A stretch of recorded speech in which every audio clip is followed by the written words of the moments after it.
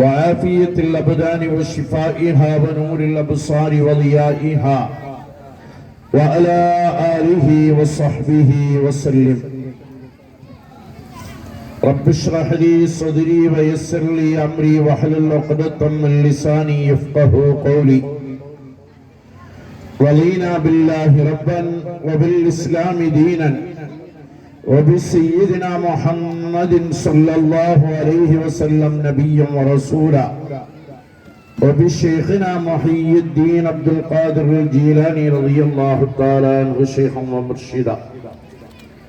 الصلاة والسلام عليك يا سيدي يا رسول الله.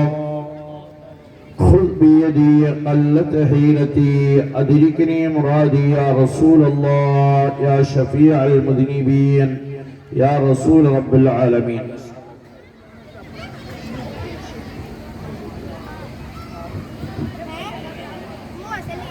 அன்பிற்கும் மிகுந்த மரியாதைக்கும் உரித்தான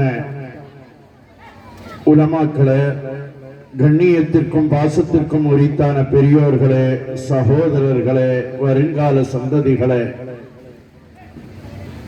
மரியாதைக்குரிய தாய்மார்களே, சகோதரிகளே, பட்டம் வாங்க இருக்கக்கூடிய அருமையான மக்களே, அல்லாஹ் ரப்பல் ஆலமீன் புனிதம் நிறைந்த இந்த மஜ்லிஸில் நம்மை ஒன்று கூட்டியதை போல் நாளை சுவன பூஞ்சோலையில் கண்மணி முஹம்மது முஸ்தபா ஸல்லல்லாஹு அலைஹி வஸல்லம் அவர்களோடு ஒன்று கூடும் பாக்கியத்தை தந்தருள் புரிவானாம். வாழும் காலமெல்லாம் கண்மணி முஹம்மது முஸ்தபா ஸல்லல்லாஹு அலைஹி வஸல்லம் அவர்களால் வழிகாட்டப்பட்டு சஹாபாக்களால் பின்பற்றப்பட்டு நாதாக்களால் நடைமுறைப்படுத்தப்பட்ட சுன்னத் வல் ஜமாஅத்தின் புனிதமான பாதையில் நம்மையும் நம்மை சார்ந்தோர்களையும் அல்லாஹ் வழிநடத்தி செல்வானாக. உடலை விட்டும் ரூஹு பிரிவதற்கு முன்னால் உயிரினும் மேலான கண்மணி முஹம்மது முஸ்தபா ஸல்லல்லாஹு அலைஹி வஸல்லம் அவர்களை கனவிலும் நனவிலும் கண்டு தரிசித்து ஆனந்த பரவசமுடையும் பேரின்ப பாக்கியத்தையும் மதீனா முனவ்வரா சென்ற மன்னர் மஹ்மூது முஸ்தபா ஸல்லல்லாஹு அலைஹி வஸல்லம் அவர்களை பலமுறை ஜியாரத் செய்யும் பாக்கியத்தையும் ஹஜ் செய்யும் பாக்கியத்தையும் அல்லாஹ்வுடைய திருலிகாவையும் திரு ஷஃபாஅத்தையும் நம் அனைவர்களுக்கும் நசீபாக்கி தந்தருள் புரிவானாக. வாழும் காலமெல்லாம் படைத்த ரப்புல் ஆலமீனுக்கு நன்றி செலுத்தி நின்று நெற்றியை நிலத்தில் வைத்து சுஜூது செய்யும் பாக்கியத்தோடு சுன்னத் வல் ஜமாஅத்திற்கு ஹிதமத் செய்யும் பாக்கியத்தோடு நீண்ட ஆயுளையும் நிறைவான வாழ்வையும் உடல் ஆரோக்கியத்தையும் அல்லாஹ் தந்தருள் புரிவானாக. நம்மிலிருந்து மரணித்து விடைபெற்று சென்ற நம்முடைய மூதாதையர்கள், முன்னோர்கள், பெற்றோர், உற்றார், உறவினர்கள், உலக முஸ்லிம்கள், இந்த ஸ்தாபனத்துக்கு அடித்தளமாக இருந்து செயல்பட்டவர்கள், உதவி ஒத்தாசை செய்தவர்கள் அனைவர்களுடைய கபறுகளையும் அல்லாஹ் சுவன பூஞ்சோலையாக்கி ஒளிமயமாக்கி விசாலமாக்கி அருள் நிறைந்ததாக ஆக்கி அருள் புரிவதோடு நாம் செல்ல இருக்கும் நம்முடைய கபறுகளையும் அல்லாஹ் ஒளிமயமானதாகவும் விசாலமானதாகவும் அருள் நிறைந்ததாகவும் ஆக்கி அருள் புரிவானாக. நம்முடைய தாய்மார்கள் ஒரு பெரும் கூட்டம் அல்ஹம்துலில்லாஹ் வந்து அமர்ந்திருக்கிறார்கள். இல்லை, சிலருக்கு உட்காருவதற்கு இடம் கிடைக்கலன்னு நினைக்கிறேங்க. கிடைக்கிற ஸ்டேரு அங்கே முன்னால் கிடைக்க செயர்களெல்லாம் கொஞ்சம் வாலண்டியர்கள் எடுத்து பின்னால் கொண்டு கொடுங்கணும். சில பிள்ளைகளை கையில் வச்சுட்டு கூட நிற்பாங்க. அல்லாஹ் ரப்புல் ஆலமீன் அவர்களுக்கு உரிய கூலியை கொடுப்பானாக. இந்த கடுமையான வெட்கையினுடைய நேரத்தில் ஃபர்தா எல்லாம் போட்டு நம்மளை மாதிரி ஆண்களை மாதிரி இருக்க முடியாது. இன்ஷா அல்லாஹ் அடுத்தடுத்த வருடங்கள்ல நமக்கு கடற்கரை காற்று வீசுறதுனால கொஞ்சம் கூலாக தான் இருக்கு. இருந்தாலும் நம்ம அங்கே ஒரு ஃபேன் வசதியெல்லாம் வச்சுட்டோம்னா நம்ம கோட்டைப்பட்டினத்தில் எதுக்கும் சலிக்க மாட்டாங்க. எது ஆனாலும் சரி இறங்கி வேலை செய்யணும். அல்லாஹு தஆலா இதற்காக செயல்படுகிற மக்களுக்கு நற்கூலிகளை கொடுப்பானாக. நம்முடைய சொந்த தேவைக்காக கையேந்த கூடாது. பொது நிலத்துக்காக எவ்வளவும் கையேந்தலாம். அல்லாஹ் அப்ப இங்க போட்டா யாரும் உட்கார மாட்டாங்க, பின்னால கொண்டு கொடுங்க. அல்லாஹ் ரப்பல் ஆலமீன் நம்மை உயர்வுபடுத்தி தந்தருள் புரிவானாக. அருமையான சகோதரர்களே, இன்றைக்கு நம்மை நாம் அறிமுகப்படுத்துகிற பொழுது நாம ஒரு புதிய ஆளா வந்தா உங்களுக்கு சொந்த ஊர் எது என்று விசாரித்தா கோட்டப்பட்டினம். கோட்டப்பட்டினத்துல நீ எந்த குடும்பத்தை சார்ந்தவன்? நம்முடைய குடும்பத்தில் ஒருவருடைய பெயரை சொல்லி நாம் அறிமுகப்படுத்த வேண்டுமோ? அந்த ஹாஜியாருடைய மகப்புள்ள பேரனுடைய பேத்தியா பேரனா என்று கேட்பார்கள். ஏன் அந்த குடும்பத்தை அறிந்து, ஓ அந்த குடும்பமா கண்ணியமான குடும்பம் அல்லவா, கௌரவத்திற்குரிய குடும்பம் அல்லவா, அன்பிற்குரிய குடும்பம் அல்லவா என்று சொல்வார்கள். இங்கே ஹிஃபுல் சனது வாங்க இருக்கிறார்களே 3 பிள்ளைகள், அவர்களை பற்றி அவர்கள் யார், அவர்களுடைய மனநிலை என்ன, எப்படியெல்லாம் கஷ்டப்பட்டார்கள் என்று அத்தியத்துல்லா ஜமாலி ஹஸரத் அவர்கள் கொஞ்சம் உரிமை எடுத்து அழகாக பேசினார்கள். இது தேவையான ஒரு பேச்சு கூட. ஆரம்பத்தில் ஹிஃபுல் வராத மாணவர்களுக்கு கூட குர்ஆனை 30 ஜுஸு ஒன்றாக ஓத முடியும் என்பதை அறிமுகப்படுத்தி வைத்த விஷயம். இந்த 3 மாணவர்களிடத்திலும் போய் நாம் அவர்களிடத்தில் உங்க குடும்பம் என்ன என்று கேட்கிற பொழுது அவர்கள் சொல்வார்கள், இந்த குடும்பத்தை சார்ந்தவர் என்று. யாராவது ஒருவர் உலகத்தில் வந்து நான் ஒரு வலிமார்களுடைய குடும்பம் என்று சொல்லலாம். இப்ப கோட்டப்பட்டினம் அப்பாவனுடைய வாரிசு நான் என்று சொல்லலாம். கொஞ்சம் உயர்வாக போய் நபிமார்களுடைய குடும்பம் என்று சொல்லலாம். அதிலும் உயர்வாக ஹபீபுனா, மக்கத்து மாமலர், மதீனத்து வேந்தர், சொர்க்கத்து நாயகர் முஹம்மது முஸ்தபா. கொஞ்சம் சப்தமா ஸலவாத் சொல்லுவாங்க. அல்லாஹ் தஆலா இந்த கூட்டத்தை கொண்டு நம்முடைய ஆகிரத்தை அல்லாஹ் வளப்படுத்துவானாக. மக்கத்து மாமலர், மதீனத்து வேந்தர், சொர்க்கத்து நாயகர், பணிவின் சிகரம், புனிதத்தின் பேரரசு, மஹ்ஷரின் மாண்பாளர், 200 கோடி முஸ்லிம்களின் இதய துடிப்பு, சய்யிதுனா வ காயிதுனா வ ஹபீபுனா முஹம்மது முஸ்தபா ஸல்லல்லாஹு அலைஹி வஸல்லம் அவர்களுடைய குடும்பத்தை சார்ந்தவன் என்று சொல்லலாம். ஆனால் உலகத்தில் ஹாஃபில்களுக்கு மட்டும் ஒரு தனி அந்தஸ்து, நான் அல்லாஹ்வின் குடும்பம் என்று சொல்லலாம். அல்லாஹ் என்ன சொல்கிறான்? குல் ஹுவல்லாஹு அஹத், அல்லாஹ் ஏகன். ஏகன் என்றால் என்ன அர்த்தம்? அல்லாஹு ஸமத், அவன் தேவையற்றவன். அவனுக்கு வாப்பா தேவையில்லை, உம்மாவின் பக்கம் எந்த அவசியமும் இல்லை, மக்கள் தேவையில்லை, எதுவும் தேவையில்லை. ஆனால் அந்த ரப்புல் ஆலமீன் அல்லாஹ் நமக்கு அறிமுகப்படுத்தி தருவான்.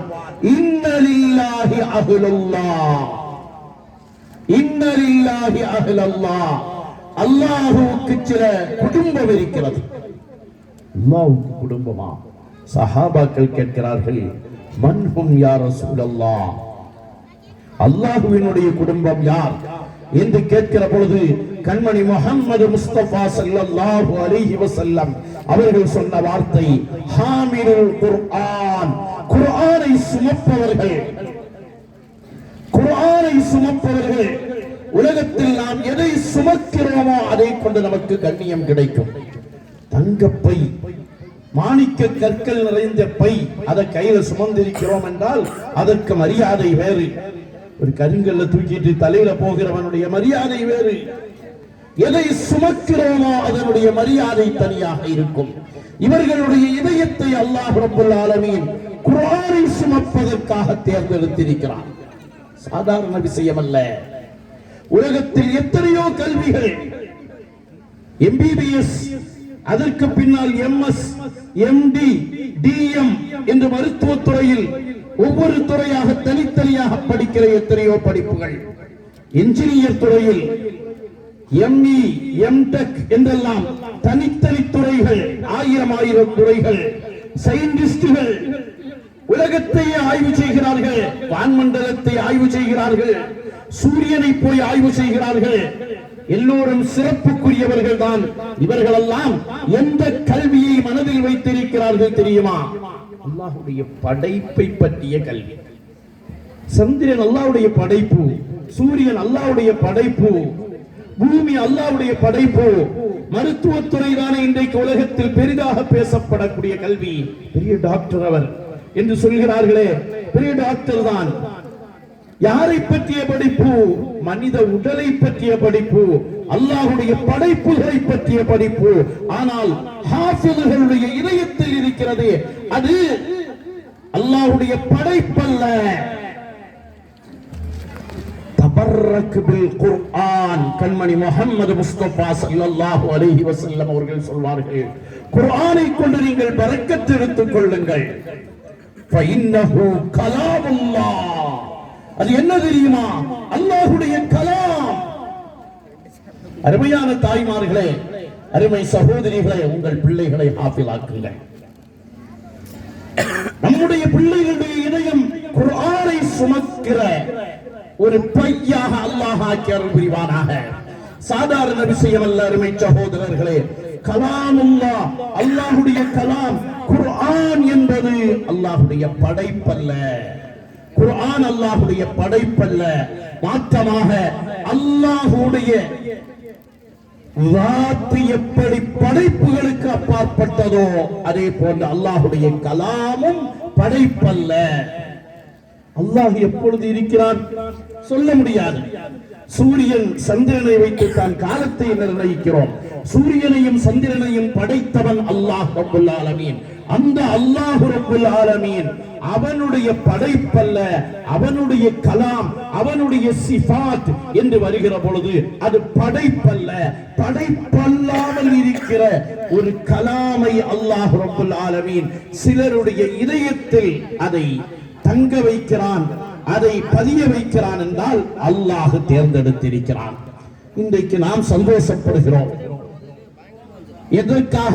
நம்முடைய கோட்டைப்பட்டினம் பல பேர்கள் அறிக்கை வாசிக்கிற பொழுது கூட நான் கூர்ந்து கவனித்து இருக்கிற பொழுது கோட்டைப்பட்டினத்தினுடைய வரலாற்றை சுருக்கமாக கொண்டு வந்தார்கள்.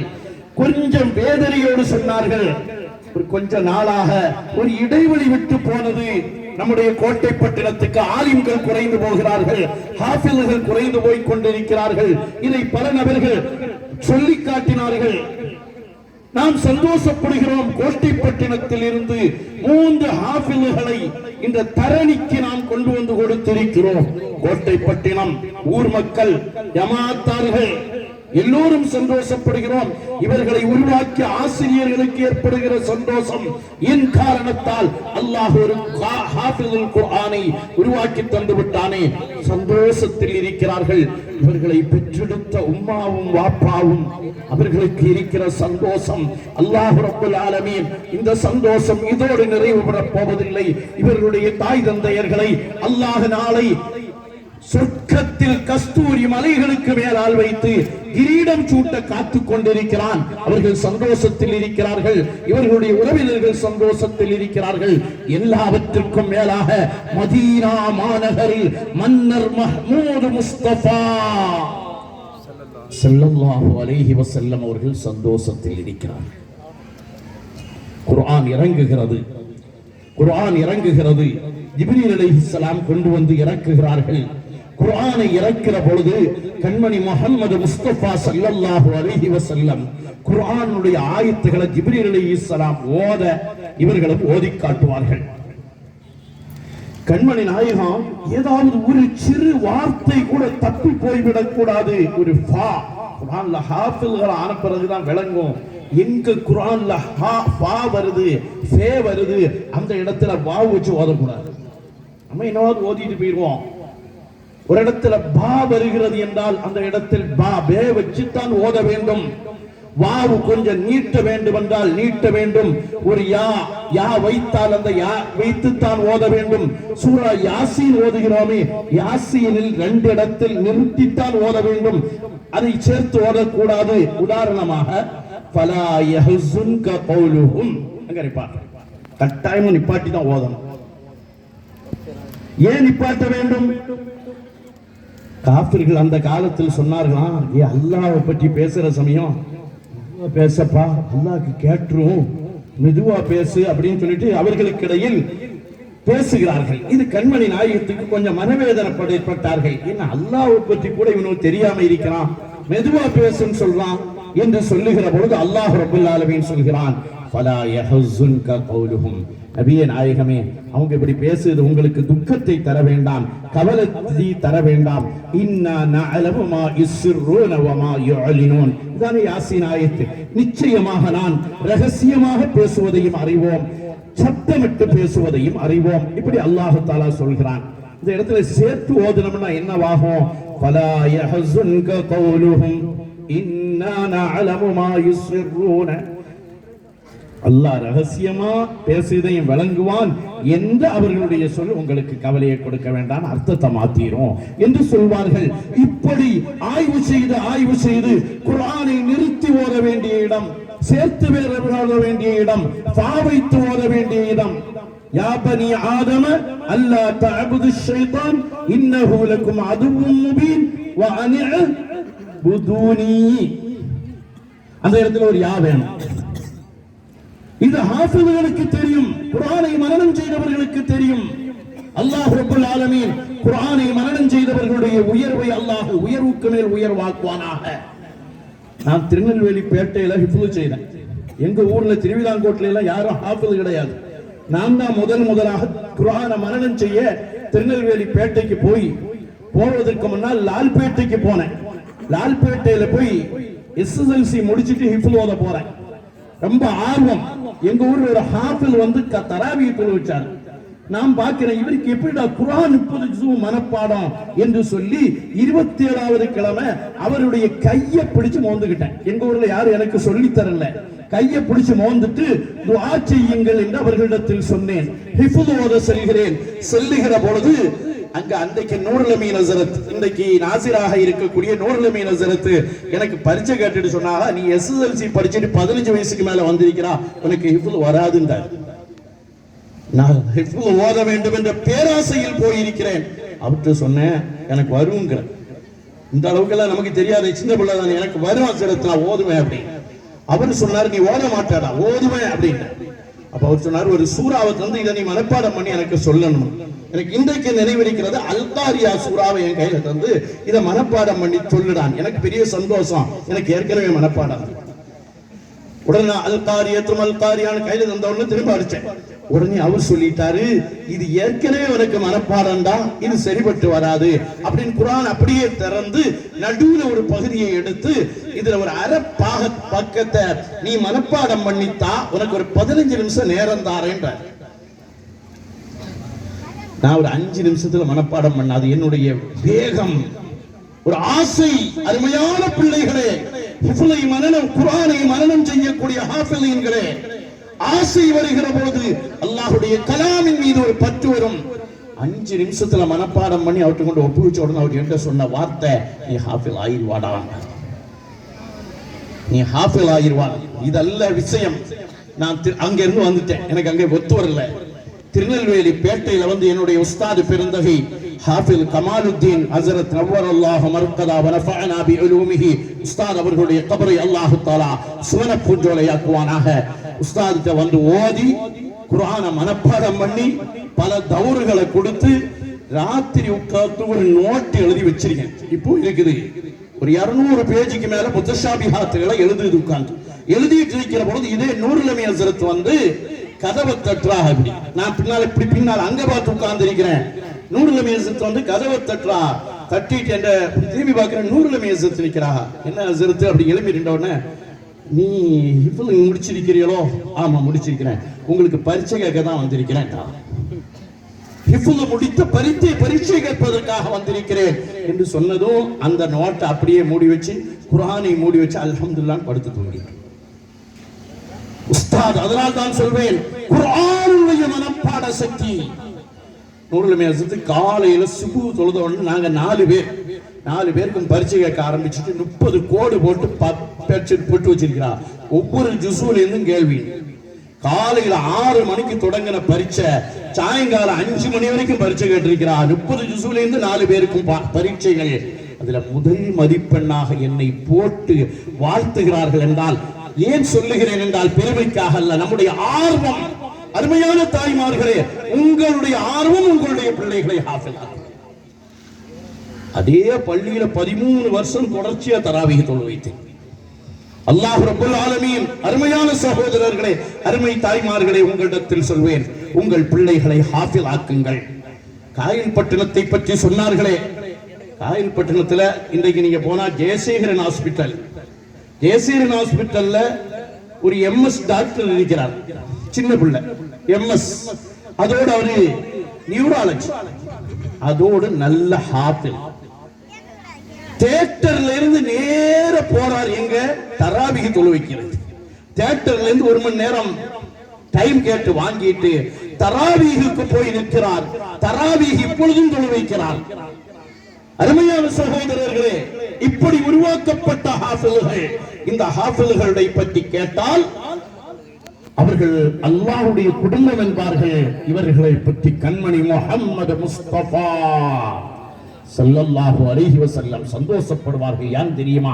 குர்ஆன் இறங்குகிற பொழுது அவர்கள் நினைக்கிறார்கள், ஒரு வார்த்தை தப்பிடக்கூடாது, ஒரு ஃபா தப்பிடக்கூடாது, ஒரு யா தப்பிடக்கூடாது, ஒரு நிறுத்த வேண்டிய இடத்தை நிறுத்தி சொல்ல வேண்டும் என்றெல்லாம் பாடப்படுகிற கண்மணி முஹம்மது முஸ்தபா ஸல்லல்லாஹு அலைஹி வஸல்லம் அவர்கள் வேகமா ஜிப்ரீல் அலைஹிஸ்ஸலாம் ஓத, இவங்க ஓத, மாறி மாறி ஓதிக்கொண்டிருக்கிற பொழுது அல்லாஹ் ஆயத் இறக்கிறான், லா துஹர்ரிக் பிஹி லிசானக லிதஅஜல பிஹி இன் அலைனா ஜம்அஹு வ குர்ஆனா ஃபஇதா கரஅனாஹு ஃபத்தபிஅ குர்ஆனா ثم إن علينا بيانا.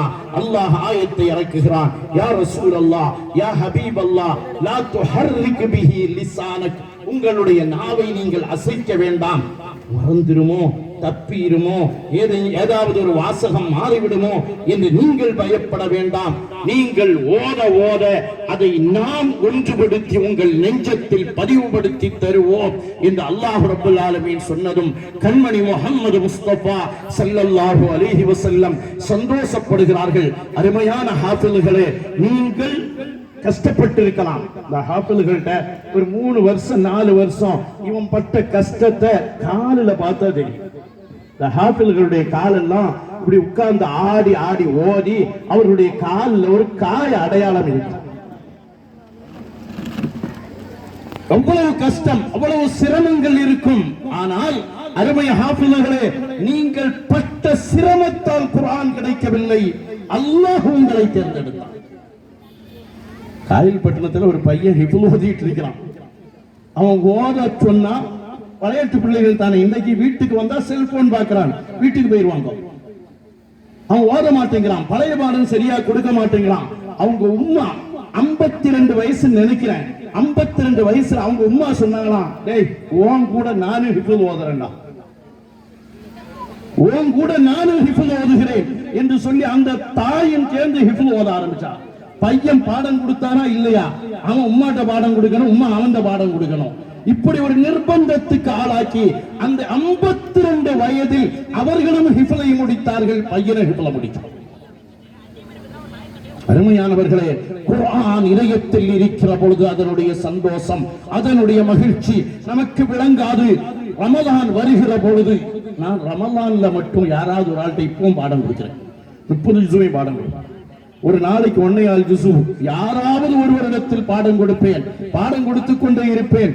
இது என்ன காரணம் என்றால், ஹபீபுனா முஹம்மது முஸ்தபா ஸல்லல்லாஹு அலைஹி வஆலிஹி வஸஹ்பிஹி வஸல்லம் அவர்கள் ரமலான் வருகிற பொழுது ஜிப்ரீல் அலைஹிஸ்ஸலாம் அவர்களிடத்தில் ஓதி காட்டுவார்கள்.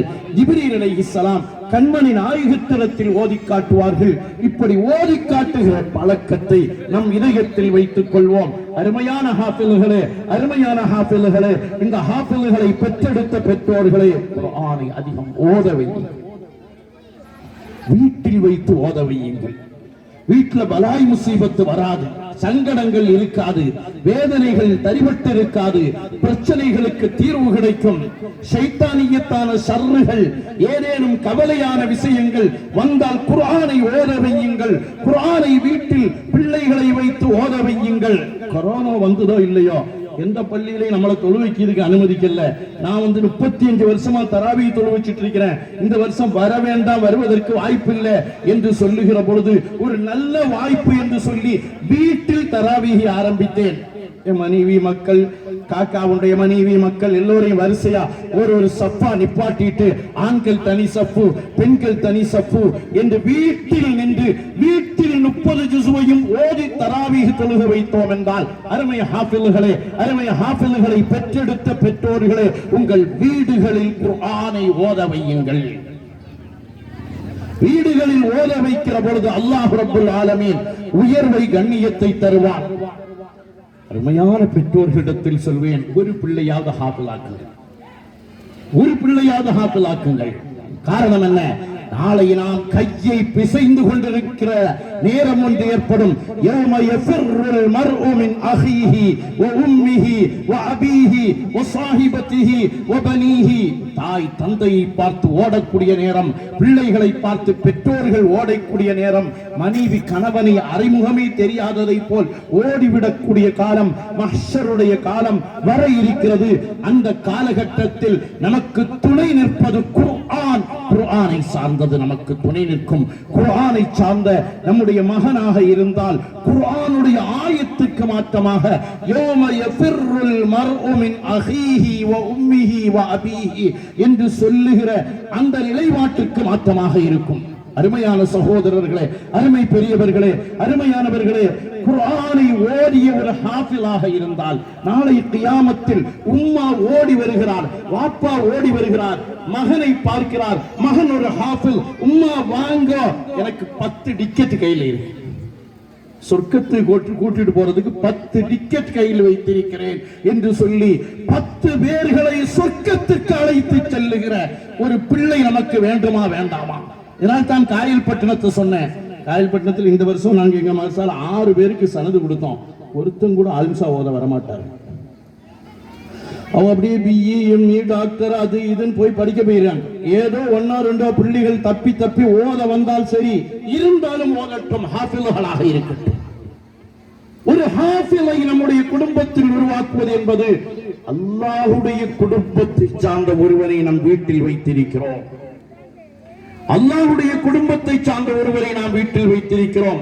இன்றைக்கு நம்ம பிள்ளை ஒரு பையன் ஸ்டேட் ஃபர்ஸ்ட் எல்லாம் வேண்டாம், ஸ்டேட் ஃபர்ஸ்ட்டுக்கு எல்லாம் போக வேண்டாம், டிஸ்ட்ரிக்ட் ஃபர்ஸ்ட்டுக்கு போக வேண்டாம். அல்லாஹ் தஆலா +1 +2 இன்றைக்கும் +2 எக்ஸாம் நடந்துட்டு இருக்குல்ல, +2 எக்ஸாம் எழுதக்கூடிய மாணவர்களுக்கு நல்ல அறிவை கொடுப்பானாக, நல்ல மனன சக்தியை கொடுப்பானாக, படித்ததை எழுதுகிற தௌஃபீக்கை கொடுப்பானாக, எதிர்கால வாழ்வை நல்லவாதாக்கி கொடுப்பானாக. ஸ்டேட் ஃபர்ஸ்ட் லெவலுக்கு எல்லாம் போக வேண்டாம், டிஸ்ட்ரிக்ட் ஃபர்ஸ்ட்டுக்கு போக வேண்டாம், கல்வி மாவட்ட ஃபர்ஸ்ட்டுக்கு போக வேண்டாம், ஸ்கூல் ஃபர்ஸ்ட் வந்துட்டான்னு வைங்களேன். நம்ம புள்ள ஸ்கூல் ஃபர்ஸ்ட், அதுக்கு ஒரு விழா வச்சிருக்கிறாங்க. அந்த விழாவுக்கு நம்மளை அழைச்சா பெண்கள் கேட்க வேண்டாம், தோழிமார்கள்ட்ட எல்லாம் சொல்லி வாடின்னு சொல்லி எல்லாத்தையும் அழைச்சிட்டு அங்க போயிடுவாங்க. என்ன காரணம்? அங்க போய் பையன் யாருன்னு தெரியுதா என்று எல்லோரிடத்திலும் அறிமுகப்படுத்துகிற ஒரு கட்டம். நாம் மட்டும் விடுவோமா? என் பிள்ளைதான் ஸ்கூல் ஃபர்ஸ்ட், அவன் தான் இன்னைக்கு ஸ்கூல் ஃபர்ஸ்ட், அவனுக்கு பாராட்டு விழா என்று வருகிற பொழுது, அருமை சகோதரர்களே, அருமை தாய்மார்களே, அருமை சகோதரிகளே, குர்ஆனை மனப்பாடம் செய்வதற்காக உங்கள் பிள்ளைகளை நீங்கள் அனுப்பினீர்கள் என்றால் நாளைய கியாமத்தில் அல்லாஹ் ரப்பல் ஆலமீன் தாய் தந்தையர்களுக்கு தங்க கிரீடம் சூட்டி அமர வைப்பதோடு மகனை பார்த்து அல்லாஹ் சொல்வானாம், ஓதுடா அப்படின்னு. நம்ம ஹாஃபில்களுக்கு ஒரு சின்ன கவலை உண்டு. ரமலான் நெருங்கினாலே ஹாஃபில்களுக்கெல்லாம் ஒரு கவலை, தராவி தொழு வைக்கணும், ஆயத்துகள் முன்னுக்கு பின்னால் ஆயிடக்கூடாது. பழைய காலத்தை மாதிரி இல்லை, இப்ப 2-3 பேர் தொழவே மாட்டேங்கிறாங்க, தராவிகளை தொழுதில்லை. தொழுவாம என்ன ஹாஃபிஸா கரெக்டா ஓதுறான்னு செல்போனை வச்சு பார்த்துட்டு இருக்காங்க. பார்த்துட்டு இருக்கக்கூடிய காலகட்டம் என்று வருகிற பொழுது ஹாஃபில்களுக்கு ஒரு சோதனையான காலம்தான். நமக்கு சில சமயங்கள்ல இந்த அப்படியே ஓதிட்டு வந்து உத்துருமா ஒமையத்து ஒமாலியா இந்த மாதிரி ஜுசுகள்லாம் வரக்கூடிய சமயம் கொஞ்சம் கஷ்டமாக இருக்கலாம். ஆனால் ஒன்றை நினைவில் வைத்துக் கொள்வோம், கியாமத்தில் எந்த கவலையும் இல்லை. எல்லா ஹாஃபில்களுக்கும் அல்லாஹ் அப்படியே ஆயத்தை நினைவில் தந்து விடுவான், நிச்சயம் தருவான், தந்து நம்மை ஓத சொல்வான். ஓத சொல்லுகிற பொழுது நாம் எப்படி ஓத ஆரம்பிப்போம்? அல்ஹம்துலில்லாஹி ரப்பில் ஆலமீன் என்று ஓத ஆரம்பிப்போம். அப்படியே ஓதி வந்து வலத்தாலீன் பிஸ்மில்லாஹிர் ரஹ்மானிர் ரஹீம் அலிஃப் லாம் மீம். தராவீஹில 1வது தராவீஹில இந்த அலிஃப் லாம் மீம்னு ஓத ஆரம்பிக்கிற சமயம் ஒரு பெரிய பாரத்தை தூக்கி தலையில வச்சால 30 ஜுசுவை இந்த சமூகத்துக்கு முன்னால் நின்று ஓத வேண்டுமே என்று ஒரு பாரம் இருக்கலாம். ஆனால் லாலிக்கல் கிதாப், லாலிக்கல் கிதாப் இது என்ன தெரியுமா? லாலிக்க இது அல் கிதாப், அல்லாஹ்வுடைய வேதம். லா ரைப ஃபீஹி, இதில் எந்த சந்தேகமும் இல்லை. இதில் யாராவது சந்தேகப்படுகிறார்கள் என்றால் அவர்களுக்கு சரியான ஞானம் இல்லை. அல்லாஹ் ரப்பல் ஆலமீன் ஹுதல் லில் முத்தகீன், இது முத்தகீன்களுக்கு நேர்வழி காட்டக்கூடியது, இறையச்சமுள்ளவர்களுக்கு நேர்வழி காட்டக்கூடியது என்று இதனுடைய ஆயத்துகளை ஓதி ஓதி ஓதி ஒரு மனிதன் எங்கே போகிறான்? ஒரு ரிவாயத்தின்படி 6666வது அந்தஸ்தில் நம் மகன் இருக்கிறான். கஸ்தூரி மலையில் உட்கார்ந்து கொண்டு நம்முடைய தோழிகளை பார்த்து பேசலாம். நான் கஸ்தூரி மலையில இருக்கிறேன், என் மகன் எங்க தெரியுமா? 6666வது அந்தஸ்தில். ஸ்கூல் ஃபர்ஸ்ட் அல்ல, ஸ்டேட் ஃபர்ஸ்ட் அல்ல, இந்தியாவில் ஃபர்ஸ்ட் அல்ல, இந்த அகில உலகத்தில் ஃபர்ஸ்ட் ரேங்க் அல்ல, ரப்புல் ஆலமீன் ஆகிய அல்லாஹ்விடத்தில் ஃபர்ஸ்ட் ரேங்க். அல்லாஹ்விடத்தில் ஃபர்ஸ்ட் ரேங்க். ஓதுடா மகனே, நீ உலகத்தில் கஷ்டப்பட்டாய், கால்கள் உரச ஆடி ஆடி நீ ஓதினாய், கஷ்டப்பட்டு ஓதினாய், உன்னுடைய ஓதுதலுக்கு இதோ பரிசு என்று அல்லாஹ் ரப்பல் ஆலமீன் நாளை கியாமத்தில் அவனை ஓத வைத்து அவனை அந்தஸ்தில் உயர்வுபடுத்துகிற பொழுது எல்லா தாய்மார்களும் சந்தோஷப்படுவோம். டாக்டர் வேண்டாம் என்று சொல்பவன் அல்ல.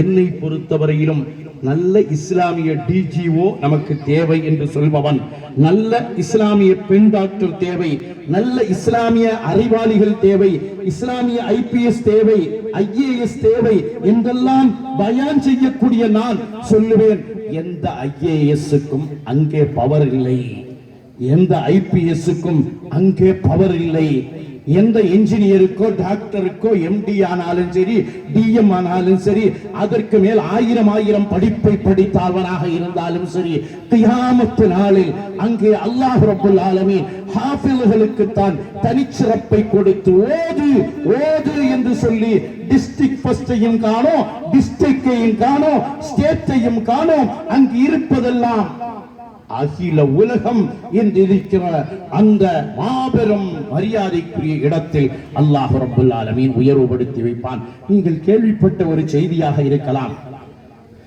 அவுரங்கசீப் பாதுஷா அவர்களை பற்றி குறையாக பேசுவதற்கே சிலர் நடப்பார்கள். ஆனால் வரலாறு இந்தியாவில் என்றைக்கும் பாதுகாக்கப்பட வேண்டும். இந்திய வரலாற்றை வரலாற்று ரீதியாக நாம் பாதுகாப்போம். அல்லாஹ் ரப்பல் ஆலமீன் எல்லா வரலாறுகளையும் பாதுகாப்பதைப் போல நம்முடைய இந்திய வரலாற்றை அல்லாஹ் பாதுகாத்து அருள் புரிவானாக. அவுரங்கசீப் பாதுஷாவுடைய மகனுடைய மகன் பேரப்பிள்ளை ஹிஃபுல் குர்ஆனை ஓதி மனப்பாடமாக்கி முடிச்சிட்டார். அப்ப அவுரங்கசீப் பாதுஷா இந்தியாவினுடைய தலைமை பீடத்தில் அமர்ந்திருக்கிறார். தலைமை பீடத்தில் அமர்ந்திருந்தால் அங்கே கருப்பு பூனை படையும் பாதுகாப்பு பெட்டகத்திற்குள்ளும் இல்லை. குர்ஆனை ஓதிக்கொண்டிருப்பார்கள், குர்ஆன் எழுதுவார்கள், தொப்பி நெய்வார்கள், தொப்பியை தயார்படுத்தி மக்களுக்கு விற்பனை செய்வார்கள், குர்ஆன் பிரதி எழுதி அதை விற்பனை செய்வார்கள். ஒரு காசு கூட எடுத்து செலவழித்தவர்கள் அல்ல அவுரங்கசீப் பாதுஷா. பாதுஷாட்ட போய் மகன் சொல்றாரு, பாப்பா என் மகன் உங்க பேரப்புள்ள குர்ஆனை மனனம் செய்து விட்டார் என்று சொல்லுகிற பொழுது அவுரங்கசீப் பாதுஷா ஒரு பெரிய ஆரவாரம் எல்லாம் இல்ல. பொதுவா பேரப்பிள்ளைகளுக்கு மேல ஒரு தனி பாசம் அப்பா அம்மார்களுக்கு இருக்கும். பேரப்பிள்ளைக்கு ஒரு தனி அந்தஸ்துனா அதை உயர்வுபடுத்துவார்கள். ஆனால் அவுரங்கசீப் பாதுஷா அதை பெருசுபடுத்தல, பாட்டு கொண்டிருக்கிறார்கள். 2-3 தடவை சொல்லிட்டு மகன் சொன்னாரா, என்ன வாப்பா ஏன் மகன் குர்ஆனை மனப்பாடம் பண்ணா அது உங்களுக்கு சந்தோஷம் இல்லை என்ன அப்படின்னு சொல்லி வேகமா போற நேரத்துல கொஞ்சம் பிடிச்சு நிறுத்தி சொன்னாங்க. அவன் குர்ஆனை மனப்பாடம் பண்ணுனா ஒன்னு அல்லாஹ் ரப்பல் ஆலமீன் நாளை தங்க கிரீடத்தில் உட்கார வைப்பான், எனக்கு என்ன, எனக்கா தங்க கிரீடம் கிடைக்க போகிறது என்று சொன்னதும் அந்த மகன் அன்றிலிருந்து அரண்மனைக்கு வருவதில்லை. சரியாக 2 வருடத்திற்கு பின்னால் அரண்மனைக்கு வந்து வாப்பாவை பார்த்து சொன்னாராம், அத்தா வாப்பா நீங்க ஆசைப்பட்டத மாதிரி நான் குர்ஆனை மரணம் செய்து விட்டேன். எத்தனை வயது இருக்கும்? ஒரு 40 வயதாவது நாம் சொல்லலாம் அல்லவா? ஒரு 40 வயதுக்கு மேலால் மகன் குர்ஆனை மரணம் செய்கிறார் என்றால், மரணம் செய்ததும் அவுரங்கசீப் பாஷா குர்ஆனை எழுதி அதை கொண்டு வருமானம் ஈட்டுபவர்கள், தொப்பி நெய்து அதை கொண்டு வருமானம் ஈட்டுபவர்கள் டெல்லியில் உள்ள எல்லா மக்களுக்கும் தொடர் விருந்து வைத்தார்களாம். என் மகன் குர்ஆனை மரணம் பாடம் செய்துட்டாரு, இதோ விருந்து வைக்கிறேன், வருபவர்கள் எல்லாம் வந்து சாப்பிடட்டும் என்று சொல்லி பொது விருந்து வைத்தார்கள் என்றால், அருமையான பெரியவர்களே, குர்ஆனை மரணம் செய்த இந்த ஹாஃபில்களுக்கு பட்டமளிப்பு விழா இங்க பட்டம் கொடுக்கிறது யூனிவர்சிட்டி எல்லாம் கிடையாது. ஏதாவது யூனிவர்சிட்டியா? நம்மளை பார்த்து கேலியும் கிண்டலும் எல்லாம் செய்யலாம். இவங்க பாட்டுக்கு பட்டமளிப்பு விழா வைக்கிறாங்க, 4 பேர் எழுதி பேப்பரை கையில கொடுத்துறாங்க. எந்த யூனிவர்சிட்டி உங்களுக்கு கொடுக்குது? ஒரு யூனிவர்சிட்டியும் கொடுக்கல. கொடுப்பவன் அல்லாஹ் ரப்பல் ஆலமீன். இவர்களை போட்டு ஓத வைத்து நீங்க பாருங்களேன், ரமதான் வரத்தானே போகுது, 2 ஜுசு தொடர்ச்சியா இருந்து ஓதிடுங்களேன் பாப்பமே. 2 ஜுசு ஓதுக்கிறது 30 கால் வரும் நமக்கு. இந்த 30 காலை அட்டன் பண்ற சமயத்துல காஜூசு தான் முடிஞ்சிருக்கும். முடிஞ்சதுக்கு பிறகு மூடி வச்சுட்டு எழும்பிடுவான். இவர்கள் ஒரு நாளைக்கு ஓதுவதை கணக்கிட்டால் சுமார் 12 ஜுசுகள் ஓதுவார்கள் தொடர்ச்சியா. நான் சுமார் சொல்றேன், ஒரு 12 ஜுசு ஓதுவார்கள். இவர்களை போட்டு புரட்டி எடுத்து இந்த உஸ்தாதுமார்கள் அந்த பாடத்தை சொல்லுடா, இதுல ஒரு முத்தஷாபிஹாத் வந்தா ஓங்கி அறை விழும், அடி விழும், உனக்கு விளங்கல்லையா என்று கேட்க வரும். அவ்வளவிற்கு பின்னால் உஸ்தாதுமார்களுடைய கரத்தில் இருந்து நான் இவனுக்கு ஷஹாதத் சாட்சி சொல்லுகிறோம் என்று சனதை கொடுக்கிறோம். இந்த சனது ஹாஃபில் சனது என்பது சாதாரண சனது அல்ல, அல்லாஹுவோடு இணைத்து வைப்பது. அல்லாஹ் கண்மணி முஹம்மது முஸ்தபா ஸல்லல்லாஹு அலைஹி வஸல்லம் அவர்களுடைய கரத்தில் குர்ஆனை கொடுத்தான். அந்த குர்ஆனை சஹாபாக்கள் தனக்கு பின்னால் மாற்றிக் கொண்டார்கள். உலகத்துல முதல் ஹாஃபில் யார்? உலகத்துல முதல் ஹாஃபில் யார்? கண்மணி முஹம்மது முஸ்தபா அவர்களுக்கு தானே குர்ஆன் இறங்குகிறது. அவர்கள் தான் முதல் ஹாஃபில்கள். 4 குலஃபாய ராஷிதீன்களும் ஹாஃபில்கள். 4 குலஃபாய ராஷிதீன்களும் ஹாஃபில்கள். அவர்களில் சய்யிதுனா உஸ்மான் இப்னு அஃபான் ரலியல்லாஹு அன்ஹு அவர்கள் அருமையான ஹாஃபில்களே. சமூகத்துக்கு முன்னால உட்கார வச்சு ஒரு குர்ஆன் ஓதுங்க, முழு குர்ஆன்னு சொல்லி சமயம் ரொம்ப ஆசையோட நம்ம ஓதுவோம். காயல்பட்டினத்துல எல்லாம் சமூகத்துக்கு முன்னால் மட்டும் இல்ல, ஒரே ரக்காத்துல 30 ஜுஸ் ஓதுவாங்க. ஒரு ரக்காத்துல இஷா ரமலான்ல. அப்படி காயல்பட்டினத்தில் ஒரு பெரிய செல்வந்தர் இருக்கிறார். அப்படி கோட்டைப்பட்டினத்துல இருந்து இப்ப நம்ம பிள்ளைல ஒருத்தர் ரெடியாகி வந்தா, நான் ஏற்பாடு பண்றேன், ரமலான்ல அங்க வந்துடணும், ஒரு 5 நாளைக்கு முன்னால வரணும், நான் ஓதுவதற்கு தயார் என்று சொன்னால் அவங்க வீட்டுல வச்சு டெஸ்ட் பண்ணி பார்த்துட்டு பள்ளியில கொண்டு வந்து நிறுத்துவாங்க. பள்ளியில நிப்பாட்டினா ஒரு 30 ஜுசுவையும் ஒரே நிறுத்தத்துல ஓதனா 7.5 மணி நேரம் தண்ணி குடிக்க முடியாது, 7.5 மணி நேரம் கையை பிரிக்க முடியாது, 7.5 மணி நேரம் நின்ற நிப்புல நிக்கணும். ஓதிக்கொண்டே இருக்கிறார்கள். இதுல யாரும் கள்ளத்தனம் ஓத முடியாது. முன்னால் 5 பேர் குர்ஆனை வைத்துக் கொண்டு ஹாஃபில்கள் உட்காருவார்கள், பின்னால் 2 சஃப் ஹாஃபில்களாக நிற்பார்கள். இது லைவ்ல உலகம் முழுவதும் ஓடிக்கொண்டிருக்கும். இப்பொழுது ஓத வேண்டும். ஓதுகின்ற பொழுது இந்த கடைசி 8:15 வாங்க சொன்னது 2 ரக்காத் சுன்னத்து, 4 ரக்காத் ஃபர்து. 8:15 ஜமாத் ஆரம்பிக்குது. ஒரு பையன் ஓதுனா 3:45 ஒரே ரக்காத்துல 30 ஜுஸ் ஓதுனான். ஓதிட்டு 2வது ரக்காத்துல திரும்ப குல்லௌது ரப்பின்னாஸ் ஓதி முடிச்சான். திரும்ப 18 ரக்காத் நடந்தது. இந்த பையனுக்கு அன்றைக்கு 2 லட்சம் ரூபாய் ஒரே நாளைக்கு அவனுக்கு அன்பளிப்பாக கொடுக்கிறார்கள். இதே காரியத்தை அருமையான ஹாஃபில்களே, இதே காரியத்தை நாம் மட்டும் செய்ததல்ல, சய்யிதுனா உஸ்மான் இப்னு அஃபான் ரலியல்லாஹு அன்ஹு ஓதியிருக்கிறார். ஒரே தராவீஹில் நின்று கொண்டு ஓதுவார்கள், தஹஜ்ஜுதில் நின்று கொண்டு ஓதுவார்கள். நம்முடைய இமாம் நுஅமான் இப்னு சாபித், நமக்கு ஷாஃபி மதுஹபை சார்ந்தவங்களா இருக்கலாம், நம்மள பெரும்பாலும் ஷாஃபி மதுஹப் இல்ல. ஷாஃபி இமாமினுடைய உஸ்தாதில் ஒரு உஸ்தாத் முஹம்மது இப்னு ஹஸன் ஷைபானி ரலியல்லாஹு அன்ஹு, அவர்களுடைய உஸ்தாத் இமாம் அபூ ஹனீஃபா ரஹ்மத்துல்லாஹி அலைஹி. அப்போ நம்முடைய இமாமினுடைய உஸ்தாதினுடைய உஸ்தாத் ஆசிரியர் பெருந்தகை நுஅமான் இப்னு சாபித் அபூ ஹனீஃபத்துல் கூஃபி ரலியல்லாஹு அன்ஹு அவர்கள் கஅபாவுக்கு உள்ளால போகிறார்கள். அல்லாஹ் ரப்பல் ஆலமீன் நமக்கு அந்த வாய்ப்பை தருவானாக. ஒரு ஆமீன் சொல்லிடுவோம். ஏன்னா கஅபாவுக்கு உள்ளால போக முடியும். தலைவர்களுக்கு மட்டும்தான் இல்ல, இப்போ நமக்கு தெரியும் காபாவை சுத்தி ஒரு வளையம் இருக்கும், ஒரு அரைக்கல்லு போட்டு கட்டப்பட்டிருக்கும். அதுக்குள்ள போனோம்னா காபாவுக்குள்ளால போன அதே கூலி அல்லாஹ் ரப்பல் ஆலமீன் அப்படி ஆக்கி வைத்திருக்கிறான். குடும்பத்தோடு ஹஜ் செய்கிற பாக்கியத்தை அல்லாஹ் நமக்கு நசீபாக்குவானாக. நல்ல நல்ல பரிசுகள் எல்லாம் ஹாஃபில்களுக்கு தயாராக இருக்கு. இதெல்லாம் பரிசு அல்ல. நிர்வாகம் ஒரு மாதிரி பார்க்கலாம், சாதி கஷ்டம் ஒரு மாதிரி எவ்வளவு கஷ்டப்பட்டு நாங்க இதையெல்லாம் உருவாக்கி வச்சிருக்கிறோம் என்று பார்க்க வேண்டாம். ஆனால் அல்லாஹ் கொடுக்கிற பரிசு வேறு பரிசு. என் குடும்பத்தை சார்ந்தவனப்பா என்று சொல்லி வரவேற்கிறான். அருமையான சகோதரர்களே, அருமை சகோதரிகளே, நுஅமான் இப்னு சாபித் அபூ ஹனீஃபத்துல் கூஃபி ரலியல்லாஹு அன்ஹு அவர்கள் கஅபாவிற்கு உள்ளால் செல்கிறார்கள். உள்ளால் சென்று 2 ரக்அத்ல 30 ஜுஸு ஓதுகிறார்கள். முதல் ரக்காத்துல 15 ஜுஸு, இரண்டாவது ரக்காத்துல 15 ஜுஸு என்று ஓதுகிறார்கள். ஓதி முடித்து விட்டு 2 ரக்காத்து தொழுகையை முடித்து விட்டு அல்லாஹ்விடத்தில் கேட்டார்களாம். இப்ப நம்ம 30 ஜுஸு ஓதுன பிள்ளைகிட்ட கேட்டு பாருங்க, ஒரே இருப்புல அதுல 7 சிட்டிங் 8 சிட்டிங் 9 சிட்டிங் எல்லாம் சொன்னாங்க, அப்படிதான் உட்கார முடியும். ஒரே ரக்காத்துல ஓதுனவர்கள் எவ்வளவு பெரிய சந்தோஷம் இருக்கும். அந்த சந்தோஷத்திற்கு பின்னால் இமாமுல் ஆலம் அபூ ஹனீஃபத்துல் கூஃபி ரலியல்லாஹு அன்ஹு அவர்கள் அல்லாஹ்விடத்தில் துஆ செய்கிறார்கள். யா அல்லாஹ், உன்னை விளங்கிய அளவு நான் உன்னை வணங்கவில்லை. என்ன வார்த்தையை சொன்னார்கள்? அருமையான ஹாஃபில்களே, அல்லாஹ் ரப்பல் ஆலமீன் உங்களுடைய தலைப்பாகைகளை அலங்கரிப்பானாக. அல்லாஹ் உங்களுடைய இந்த ஆடைகளை அலங்கரிப்பானாக. அல்லாஹ் உங்களை கொண்டு உங்களுடைய குடும்பத்தை கண்ணியப்படுத்துவானாக. உங்களை கொண்டு உங்களுடைய பாரம்பரியத்துக்கு சிறப்பை தருவானாக. அருமையான ஹாஃபில்களே, இமாமுல் ஆலம் அபூ ஹனீஃபத்துல் கூஃபி ரலியல்லாஹு அன்ஹு அவர்கள் அல்லாஹ்விடத்தில் என்ன வார்த்தையை சொன்னார்கள்? யா அல்லாஹ், உன்னை விளங்கிய அளவு நான் உன்னை வணங்கவில்லை என்றார்கள். என்றால் அருமையான ஹாஃபில்கள் இப்ப எல்லாம் ஹிஃப்ல முடிச்சிருக்கிறீங்க, ஒரு 5 ஜுஸுவாவது டெய்லி ஓதும். 5 ஜுஸுவா அப்படின்னு கேட்க மாட்டீங்களா? இப்ப கேட்க மாட்டீங்க. மேடையில் இருந்து கேட்டா ஒரு மாதிரி ஆயிரும் இல்ல, கேட்க மாட்டீர்கள். ஆனால் அடுத்து சும்ரா அல்லாஹ் உங்களை ஆலிம்களாக ஆக்குவானாக. ஒரு பிள்ளை ஆலிம் ஓதிட்டு இருக்கிறீங்கன்னா ஓதுறார். இப்படி பாடங்கள் கூடுகிற பொழுது 5 ஜுஸு உங்களுக்கு பெரிதல்ல. 5 ஜுஸு உங்களுக்கு பெரிதல்ல. 5 ஜுஸுவை 5 சிட்டிங் ஆக ஓதுங்கள். அதுக்குதான் இப்ப உங்களுக்கு 7 சிட்டிங்.